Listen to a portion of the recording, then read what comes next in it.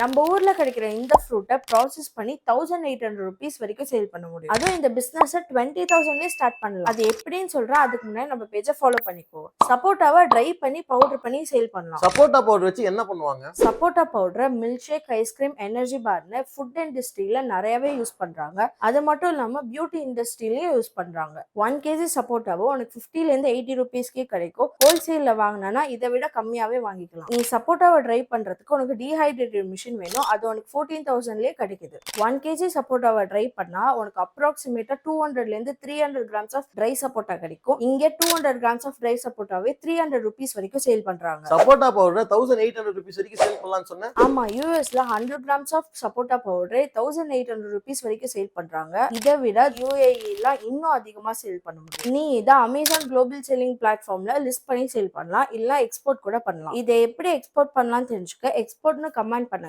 நான் ஃபியூச்சர் வீடியோல சொல்றேன்.